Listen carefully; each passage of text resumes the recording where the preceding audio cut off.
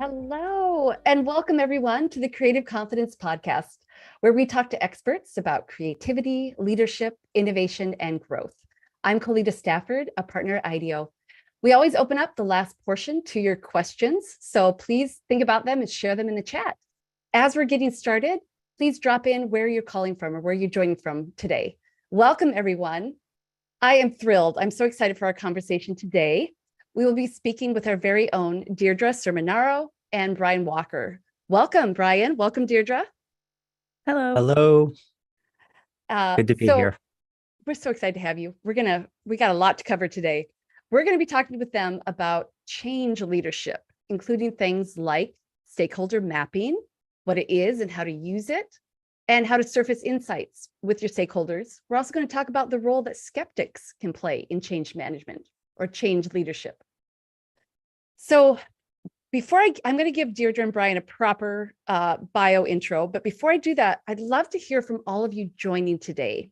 In the chat, I would love to hear, what are the common challenges you face when trying to lead change at work?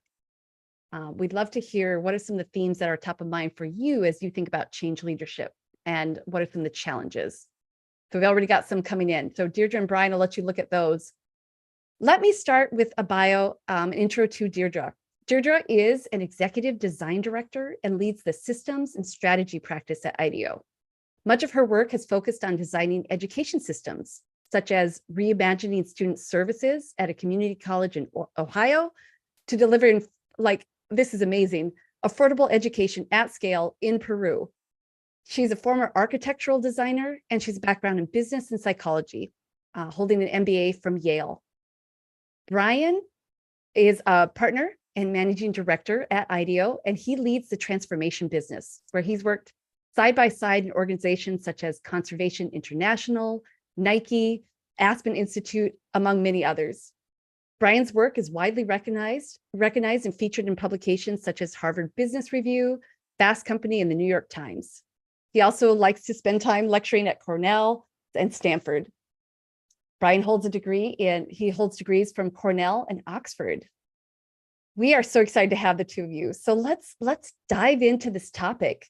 Both Bryan and Deirdre, by the way, are instructors in our newest certificate around this topic. So Bryan and Deirdre, what are some of the themes you're hearing from folks surface today when it comes to leading change? Bryan, I'll start with you. What's a couple you're seeing? Yeah, okay. A few I'm seeing is resistance. I see some arrogance here. I see one that is actually popping up more and more, probably starting about 2 years ago or with the pandemic. And it's really that notion of change fatigue. It's always been a thing of just too much change, but particularly now you see that coming up over and over again. So those are a few that really pop out to me. Wonderful. Deirdre, how about some that pop up for you? The one that really popped out to me was fear, a lot of fear of the unknown, fear of what's coming, and also just people not understanding or not open or not having a change mindset. So I know these are not intimidating topics for Bryan and Deirdre. So why don't you help all of us think about how we too can navigate and lead through change, given all of these realities? They're very real. Maybe let's start with, could you talk about your approach to change? What is the mindset and how you kind of enter these spaces? Deirdre, I'm going to start with you. Sure. Thanks, Co. As we've said in the chat, experiencing change can be really overwhelming and is also necessary, which means some folks are leading that change, and that can also be really overwhelming and daunting. And in my practice, there are two things that really help. The first is taking a really big step back to look at the whole picture and really understand, what's the context of the moment? How are people feeling? What's the context of the organization? And the second thing is to really zoom in and understand the needs of people in that moment. What mindsets are they coming in with? What change did they just experience? And these are really the two core tenets of an approach called human-centered systems thinking, where you borrow from the analytical tools of systems design and systems thinking and the creative methods of human-centered design. So it helps you to both see the big picture of what's going on and all the nitty-gritty details, And then to really understand and start with the needs of people in the system so you can effectively plan for change and get out of that analysis paralysis mode of what happens when you see the big picture and understand where to start. And that is starting with people. Wonderful. Can't say that enough. Starting with people. And we even have Thomas gave you a +1. It's the big idea about zooming in and zooming out. Take a step back.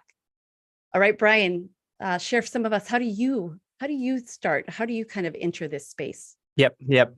I suspect Deirdre and I will have some similar takes on things. When you really think about an organization, it's just a system, a human system, but it's one form of a system. I think Deirdre often is applying a lot of her thinking to even broader other systems. But I really got excited about organizations and really honed in on those as the thing that I've cared deeply about maybe for the last 10, 15, 20 years or so. And it's largely because I really do believe that organizations are one of the primary vehicles in which we shape the world around us. So I really wanted to understand, how do they work? How do you design them? How do you evolve them? How do you begin to change them? And in doing that, it's very easy to overly complexify it, where you start geeking out on structures and processes and policies and norms and cultures. And then you go into like subcultures and substructures and da. But whenever I find myself doing that, I just always remind myself that at the end of the day, organizations are human. It's just a bunch of people working together to try to create something that they could not produce alone. And when you do that, you're just reminded around, where does change really start and what really drives it? It's not these systems that we put around ourselves. In fact, those tend to actually push more conformity rather than change. But change always is about people. And it's people that have a vision for a better future, people that begin to show the way forward and that change is possible, people that begin to evolve those systems around us in order to have them enable new ways of being. But so my kind of approach to change and philosophy around change is that people are the change. That. And just so people don't misconstrue what you say, there is a role for processes and structures and tools, though, correct? Certainly. Right. It's like, I think Winston Churchill has a quote like, we shape the buildings around us, and then thereafter they shape us. And what it really does is a lot of these processes and these structures, they make collective behaviors and beliefs easier and more normative to do. The challenge, though, sometimes is we aspire to new things, or there's new possibilities that emerge, and we want to do things differently, and things that our existing systems were not designed to do. And that's when those systems can sometimes work against you. But you have to just remember that we created these systems so we can recreate them. But they definitely have a critical role in terms of efficiencies and scaling and normalizing stuff. Thank you. That makes sense. But nonetheless, we'll go back to where you said the heart of it, and what both of you are saying, it's people. It starts with people. All organizations are made up of people. They are living systems. So one thing that we want to talk about today is one tool of which there are many successful change efforts. One tool that I've heard both of you talk about is this idea of stakeholders and stakeholder mapping. And it's really about figuring out, what are the needs of those people, how to incentivize them, how to think about, champions and bringing other people along. So I'm going to start with you, Deirdre, and you actually teach this in depth in the Human Centered Systems Thinking course. It's called a stakeholder map. Can you explain it to us? It's going to be brief. You don't have to give us the whole lesson, but like the high level, what is it? How do you use it? Sure. So systems maps in general are super important tools in systems thinking. Systems thinking is all about taking in all of this complexity, and these maps are tools that can help you actually have a tangible starting point. So one type of a systems map is a stakeholder map, sometimes also called a network map, which really enables you to see the people in the system and the connections between them. So it's really helpful for understanding the broad landscape, but also for then identifying like, who has power in the system, who has decision-making power, who's really impacted, who's not connected to one another, where are there potentially misaligned incentives, et cetera. So for example, in a hospital system, you might map out patients, nurses, doctors, but also insurance companies, policymakers, chaplains, family members. There's so many different stakeholders in a complex system like that. And you might start to map the connections like the flow of money or emotional connection, medical knowledge, decision-making, data. And all of this will give you both a sense of the whole picture, but also start to give you a sense of where there's an interesting gap or an opportunity where you might actually zoom in and design something. That was so succinct. Thank you. And did I hear, so there really are kind of two big ideas. So one is mapping, identifying the who in some way, but I really like you're making a point of the relationships, and it can be anything from power, flow of money, emotions. I think that's where it gets really interesting. So can you say a little bit more about why is this tool so important? Sure. Systems maps are amazing for two reasons. One is that and probably my favorite reason is that they make it possible to make our internal mental models visible.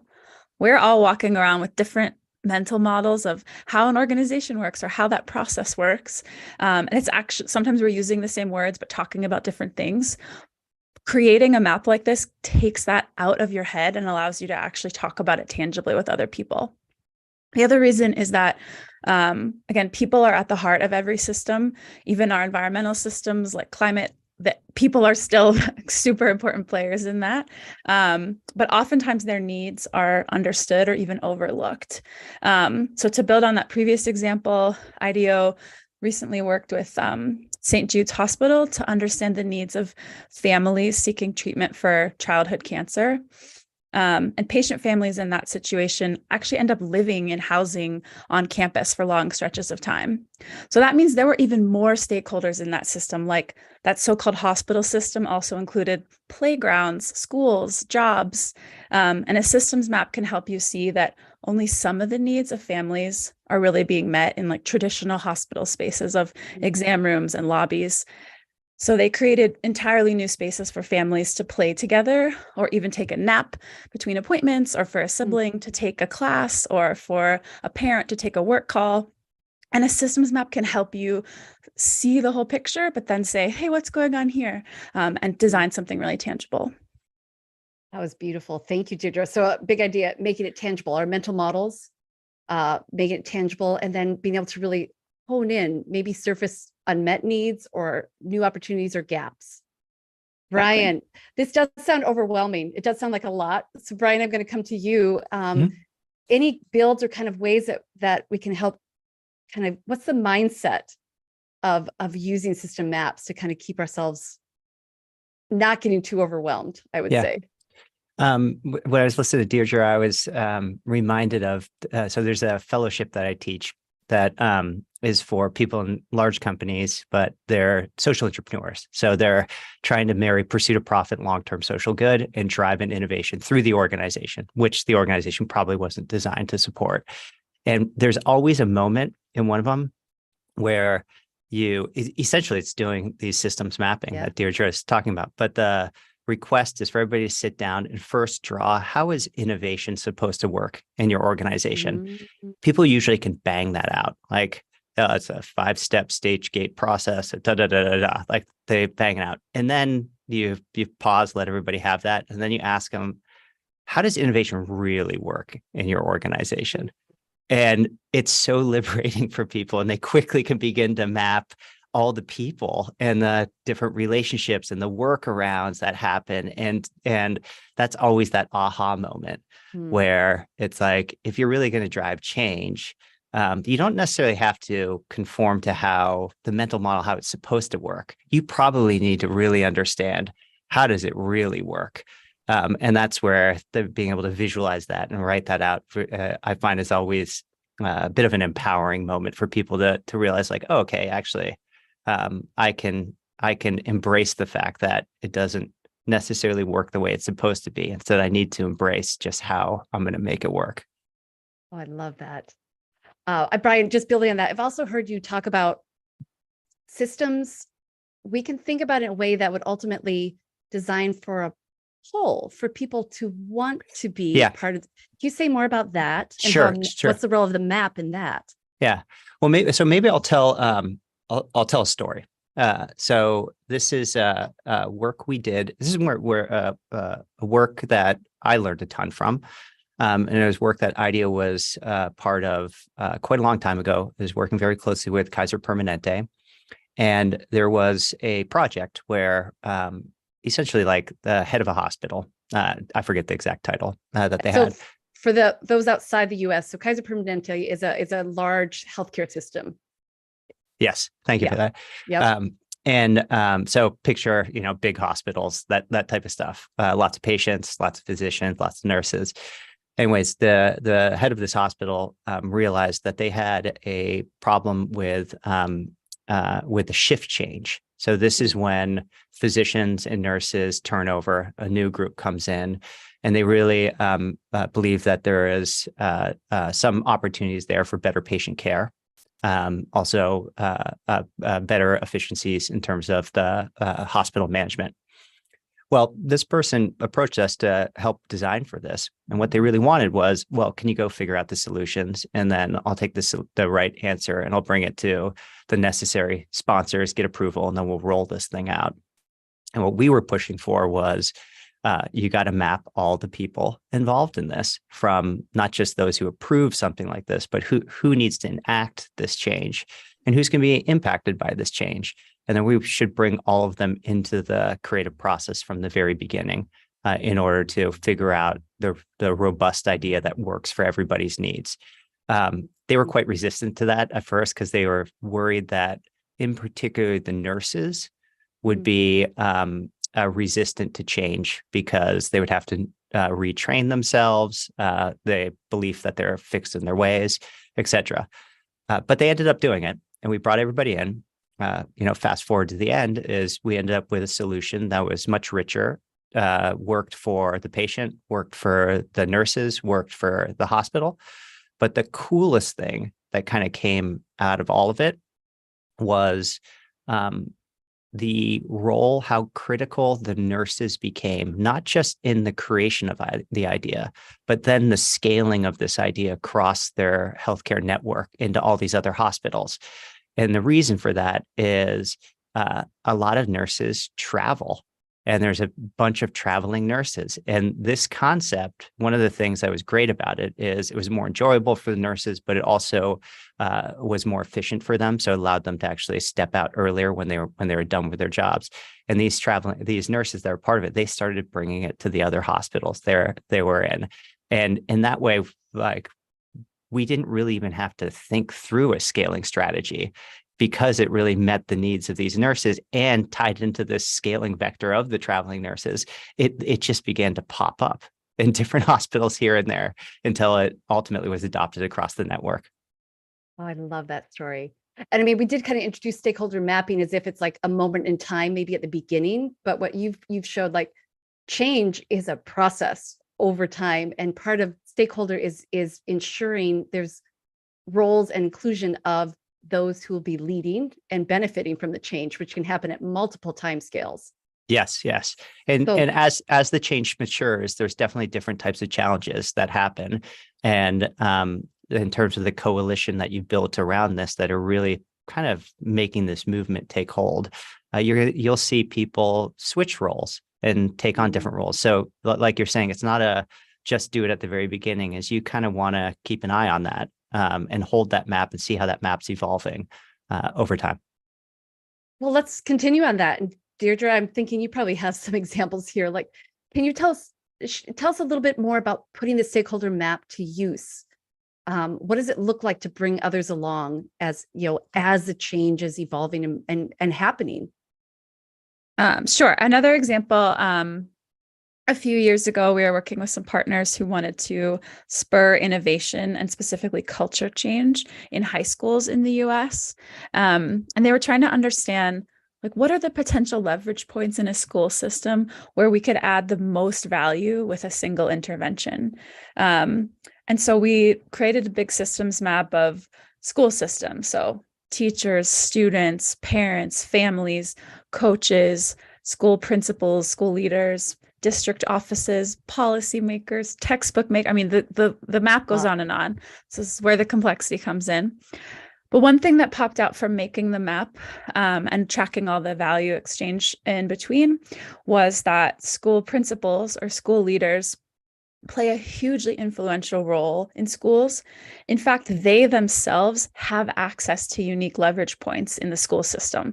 Like they're the only people in the building that can control the budget, the schedule, teacher training, events. But they also have very little in the way of support or resources for themselves or as a peer network for each other. So we saw an opportunity to create a leadership development program to actually enable school principals to design school culture. So we kind of gave them the tools of systems design and systems thinking to understand their own schools. And then that later became the co-design schools toolkit, which is a publicly available toolkit that is a lot about this, understanding the whole system and then how to create specific interventions. And all of that is about co-design and how do you actually do it together and bring other people along in the process of change. Love that example. And it really emphasizes what you're saying all along, Deirdre, too. Like systems mapping is one of the ways you can identify gaps and surface. Is there also through that, is that example of going back to how do you think about adding or evolving over time? Yeah, it's a tool. It's obviously useful at the beginning when you're trying to understand a system, but you're kind of always at a beginning because you're getting new information. And so it's always something you can come back to like, oh, I learned something new. How would that fit into this systems map? Or this is a new person. Let me show them this tool. And it may sound oversimplified, but it really isn't. It like the process of making and showing someone tangible, you have such a different conversation than if you exactly like, how does innovation happen? You have such a different conversation if you say, does it happen like this? Or can you show me how that happens? So it's something that you can also use as you're going along a change process to either like remap what you've learned or to bring other people in and bring new perspectives in. So I'm going to go to Bryan. And so we've talked a little bit about ideal situations, maybe when there's stakeholders who want the change or they want to get involved. Let's talk about people who may be resistant to the change or maybe are overwhelmed or skeptical. There's a whole range where change can feel, it was mentioned at the beginning, fearful for a variety of reasons. Can you tell us a little bit, Bryan, about how you approach bringing others along who may be a bit resistant or maybe concerned? Talk us about this. Sure. Generally, it's not rocket science, but my approach, and it's one that often can go a long way, at least from my experience, is listen.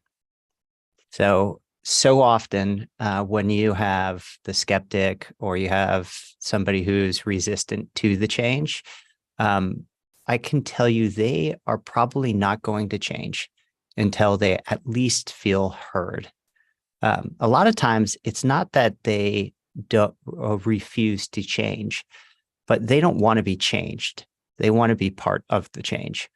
And whether or not they have the right idea or their argument is valid, just pause and first start by truly listening, not trying to convince them otherwise, but just listening to them and understanding where they're coming from. So it's as simple as that. I'll tell you a story, though, too, is one. Make it give us tips, give us tangible ways of how we can approach this. I mean, maybe it's a story that's just how a lot of times we can also create false narratives around other people, particularly the opposition, you could say. And if you just take a moment to listen, you may actually be quite surprised. And a lot of times those people who you think are going to be your greatest resistance can actually become your greatest allies and advocates. So this is a story with a large NGO, global NGO, working with. They do amazing things. And like many organizations, they have the professional skeptic. They have the individual within leadership that's known to start skeptical on everything. Often that person is brilliant and they're really smart too, and can be slightly intimidating because of the stance that they take and also their intelligence. Anyways, they have they're one of those, which you maybe for some of the audience you might be nodding your head. It's like, oh yeah, I know roughly who you're talking about. Well, anyways, we were tasked with bringing human-centered design into this organization, in order for them to better design for local communities, so that they can have real positive impacts. And working with a key contact in there, we're starting to build it up. We're having awareness was growing. We're beginning to get some momentum around this. And then they got word that this person was very skeptical and didn't believe that this would work. And so immediately our main contact's response was, all right, well, we gotta put an argument together. We gotta I think put a that's presentation. It makes sense. You'd get defensive. You exactly. Yep. And it's like, okay, so we're gonna convince him otherwise. Instead, let's just first meet with this person and listen and hear what are they skeptical of.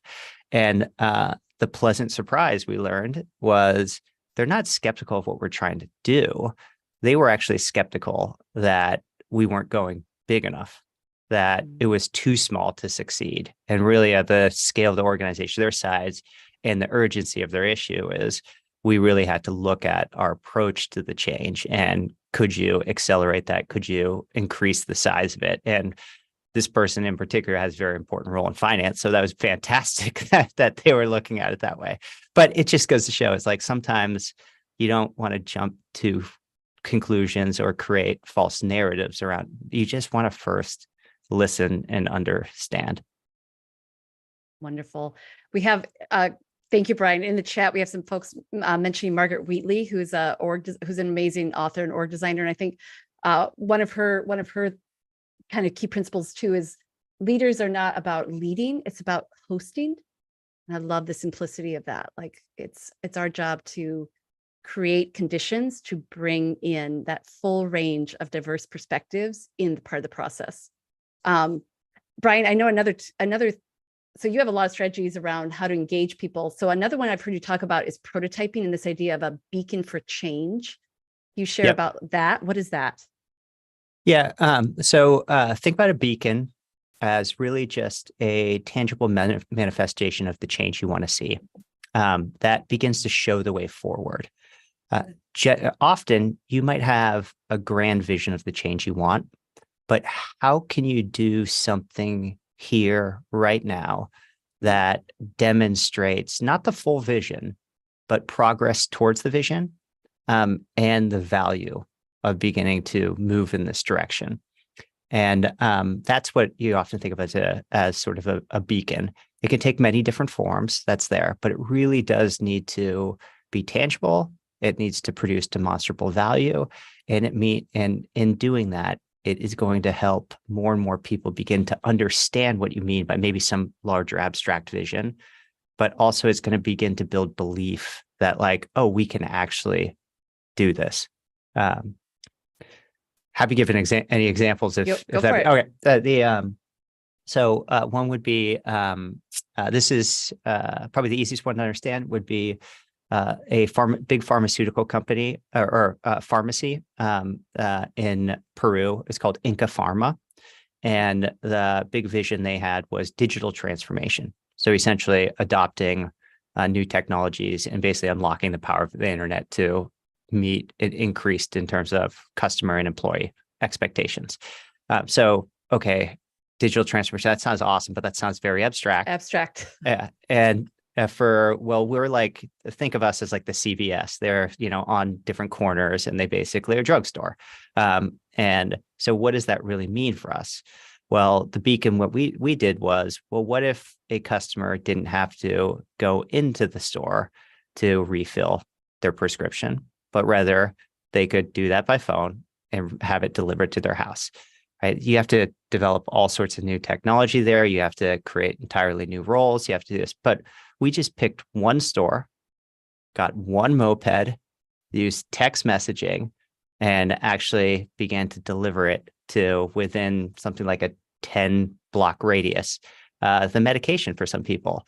And what was great about that is that took this abstract concept of digital transformation. It brought it down to like, okay, I get it. I get how we can deliver greater customer experiences by leveraging technology in new ways. And then what really began to take hold was then we could also even share some of the stories of some of the customers who actually, because of physical limitations, actually couldn't even get into the stores before. And with those stories and something as tangible as this, people could really begin to rally around this idea of digital transformation, and then start coming up with other examples or other beacons of their own that began to create a fuller and fuller version of the big vision. Wonderful. Thank you, Bryan. And we have Emily asking what's the difference between a beacon and prototype? And I'm going to try it, Bryan, and you can correct me, but a beacon is a prototype. It has the express purpose of being a beacon, a shiny light that's going to rally. It's going to show the change in a very small but tangible way to create momentum. Like would that, anything to add on that? No, not at all. I think about the beacon puts the emphasis on what is the impact of being able to create this thing, right? A lot of the impact there is, like you're saying, it's showing the way forward and is beginning to make that change tangible and increase the belief within your organization about this change, because you can actually see real outcomes based off of it. Often you are having to prototype your way to a successful beacon, creating all sorts of different, like you can imagine with this Inca Pharma example, there's all sorts of different ways in which we could have delivered meds to sort of local residents. And so we prototyped a few different mechanisms for how they could order it, how we deliver it, how we make sure it's done in a secure way, all that type of stuff. We had to prototype quite a bit until we got to the outcome that could really act as a beacon for the organization. Love it. So Deirdre, I know I'm coming to you next, and not surprisingly, we have an amazing listener who's brought up a theme of co-design, which I know is something that you've actually kind of hinted at as well. And then we're going to go to questions. So Adele was asking, what about like co-creating solutions with all levels of stakeholders and inviting them in to be involved in some sort of ownership of the vision? Can you tell us about that? Doesn't that sound like an amazing, smart thing to do? Yes, it absolutely is. Bryan says this a lot, but the people support what they create. So the more that you can bring people actually into the process of creating change, the more likely that change is to be successful, adopted. And you end up with better ideas because people have different perspectives. So involving the actual nurses in something that's going to affect them is really different than designing something for them. So there's a lot of design practices that are about co-design and designing with and bringing people into the process earlier. Often that also involves, as much as possible, giving people actual decision-making power in the process too, as well as input. But absolutely, like what we're talking about, stakeholder mapping is one tool that you can use that tangibly works actually to do with other people, because the more people are looking at it, the more you're like, oh, I didn't think about it that way, or we missed this stakeholder entirely, or what if we reverse the value exchange here? So it's a tangible way to do that. And there's lots of tools for how you might bring people in at different parts of the change process. Thanks for that, Deirdre. And we do have people asking about those tools. So we are going to switch to questions.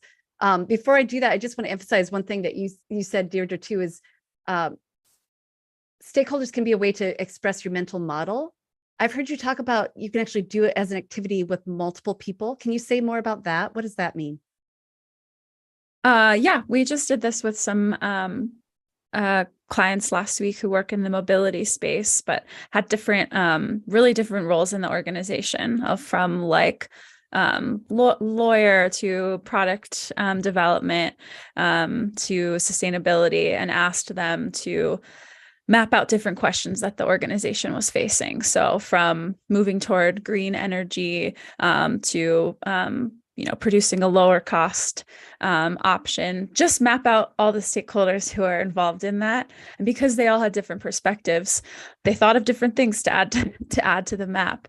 And almost inevitably, watching them, they started to and come up with ideas, because you can't help but make that map and be like, oh, those people aren't connected. What if? And so it naturally leads you to ideas, but also you make the map very differently if you do it with a group of people. Love it. I want to just put an emphasis on that too. We've been talking about co-creating, and Deirdre, what you're saying too is co-creating the stakeholder map is one of the ways that you co-create as well. That need not be just one group. It's actually a way for co-creation, in the same way that co-creating solutions or prototyping, co-creating the change process, all these things. I am going to switch gears to questions, because we have a lot of great ones. And Deirdre, I want to give you a sec to look at this one, because I'm going to call on you. We have people asking, can you show what a stakeholder map looks like? So we actually pulled one from your course, Deirdre. This is how you know it's live. And this is just one. And there are so many ways of doing this. So what we're showing is, this comes from a healthcare system, I believe. And it doesn't so much show the relationships. It's more so capturing the people and groups involved. So I'll first ask Deirdre, is this one you feel you could talk through at a high level? Just seeing, yeah. I'm also seeing this for the first time. So I can talk to what I see here, but this is one example of a stakeholder map of just trying to see like who are all of the who's happening in nursing, in leadership, in infrastructure, in medical staff. How are these people connected to one another? So obviously you can see like some of the people who sit across. So even just looking at this for me, I'm like, oh, tell me about the nurse practitioners, because other than the senior leadership team, they seem to have a unique role that actually bridges some of these larger groups. And what you might do in a 2.0 version of this map is actually start to map even more specific things. So, who has weekly meetings with each other? What are the incentives between these group? What are they, who's friends with each other? Who goes to happy hour? I mean, you can get a little bit out there with what you want to actually map. But sometimes those social connections are actually things that are of unusual or of, unexpected value, or at least to surface. It's a little bit a comment to the like, how does innovation work? How does it supposed to work? How does it really work? Or how does information supposed to travel, and how does it really travel? So just looking at this, that's one of the things that I would see as interesting. Love it. That was wonderful, Deirdre. Thank you. Bryan, building on that, people are asking for tools or just starting examples. Do you have anything else to add on if somebody has never done a stakeholder map, what tools they might use or how they might get started? I actually saw in chat there's somebody talked about they do work where there's multiple languages. It sounds like maybe geographically distributed, and so some of this might be challenging for people. I think one of the tricks, at least within an organizational context, of how to actually do a system map is, what is something that actually moves through the organization and maybe touches almost every aspect of it, and map that process. And because that grounds it, makes it quite tangible for people. So did this one since we've been talking about hospitals. So a hospital system is the patient chart.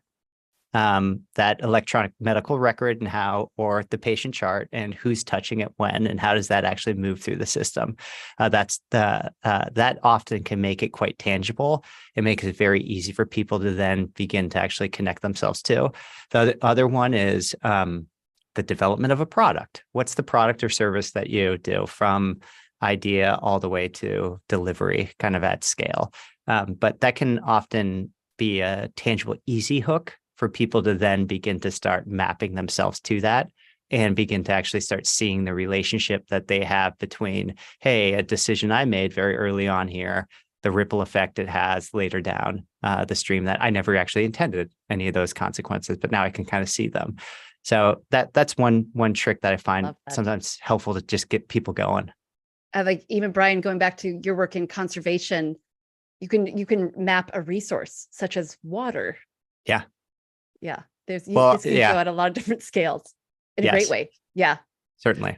Actually, in the map we made last week, we mapped energy, and we were like, is energy just the reverse of money or not?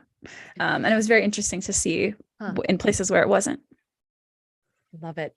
So I have two follow-ups. And one I'm going to give to Bryan, and Deirdre, I'm going to give you a moment to think on this one. Bryan, we're going to talk about right sizing a project. Okay. Deirdre, in a moment, I'm going to, Lynn is wondering about power dynamics. How do you handle power dynamics by inviting different people in at different levels? So we'll come to you in a moment, Deirdre. But Bryan, so we have someone asking, how do you bound the scope of a system so you don't end up trying to boil the ocean?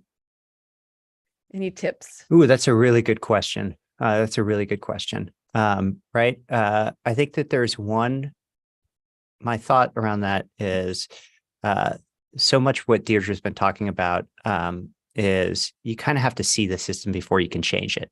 Right. So there's the work of just understanding the whole system. And then in terms of binding it and getting it to that right scale, well, what is the change you're trying to drive within the system? What actually is the outcome that you're looking for? And then I would always go with, well, then try to make it as small as you possibly can at first to get that beacon, to show that, hey, this outcome is possible.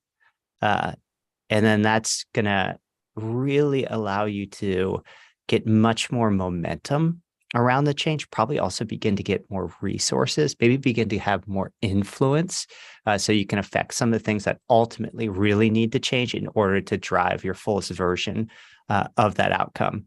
But in doing that, you really flip the script from trying to talk about all the things you're going to do or need to do or want to do to drive the change to what you've actually done that people can see and they can understand and get excited around. So think about your outcome and then think about where you sit in the organization or what you have at your disposal. What's the smallest thing you can possibly do to start now? Love it. I've heard you say that, Bryan, too. Start small, start now. Yep. Deirdre, thank you. This is just so rich. Deirdre, I'm going to come to you. So we have a few questions around how do you handle power dynamics and how might you invite people in at different levels?